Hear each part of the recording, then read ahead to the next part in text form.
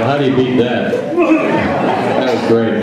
I'm John Fitzgerald. I'm running for Congress in District 11, and I am a Democrat, and a lot of people here are going, oh my goodness. The fact is, if you look at the issues I'm running on, I'm quite conservative.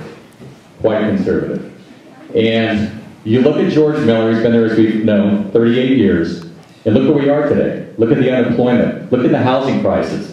Elizabeth Warren, who's running for a seat in the Senate, she's a statistician. She went to Harvard and she does a lot of research. And she found out today, in a two-parent home, a child has a better chance of seeing their parents file for bankruptcy than a divorce. And think about the rate of divorce. So, I'm not a happy Democrat. I'm not happy with President Obama by any means. In fact, I asked that he be impeached. It's on my website. I'm not joking around. I mean it, for treason, for many other things. I look at this country and I see us divided.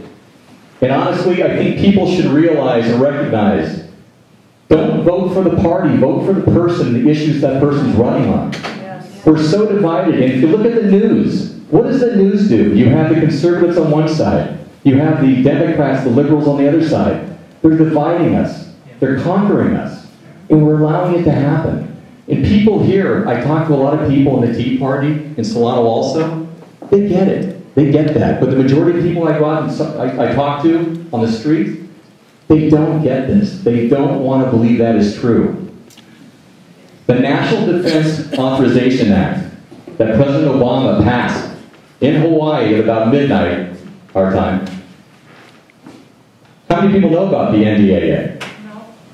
Okay. You're with the right group. Okay, well there you go. 2 weeks ago, about 3 weeks ago actually, it was New Year's Eve actually, he passed this law whereby you and I could be rounded up.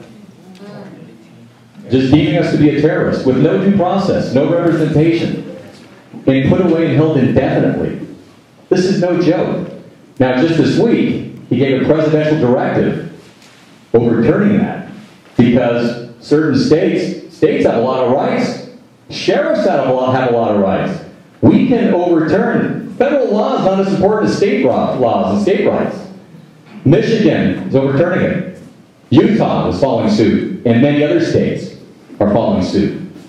That sends out a loud message to Mr. Obama and the Democrats and the Republicans, because in the Senate, the NDAA passed 93-7.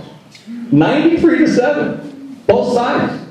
In Congress, 200 and whatever it was to 100 and whatever it was. Think about that. They're supposed to be representing us. It's horrifying. So what I ask, there are a lot of great candidates here. And honestly, Virginia and I are fending off. We're fighting against each other for this seat. I want anybody and anybody like us to take over that seat that George Miller has. And I was asked, and she was asked, and she didn't even know she was being interviewed, which is a shame, but this is the newspapers do to us. Costa Times just did an article on us recently.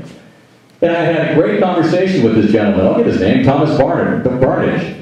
Works for the Costa Times. Right. He's asking me questions, I'm giving him answers, and he says, well, what experience do you have?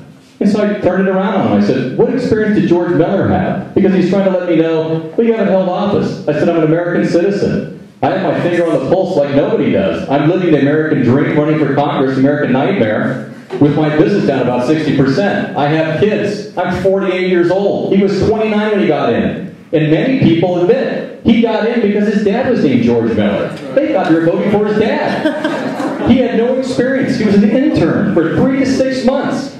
No experience whatsoever. So what does Thomas Barnage do? He spun the whole thing. And he made us look like a bunch of dreamers, is how he, am I kidding? Yeah. That's exactly what he did. And she didn't even know she was being interviewed by him for the paper. This is what they're doing to all of us. And I wish each and every one of you the best of luck, and I mean it. And if I don't win, we have an uphill battle, let's face it, in this district especially. But everybody's talking about it's 2-1 Democrats against Republicans. I'm a Democrat who's really not a Democrat. I'm an independent, but I'm just trying to get in the system. Can you imagine what I'm up against with the Democratic Party? They turn me away, they shun me, and worse. But I'm a fighter, and I give a darn about this country, and I've always told everybody, and everybody I think will agree here. We're not a party. We're Americans first. We're people in a country that we love, and we want this country back. Thank you very much. John Fitzgerald, you go on my website, johnfitzgeraldforcongress.com, and I have a lot of information over here as we all do at our tables. Thank you, and thank you, Heather, and thank you, Pam. I appreciate it.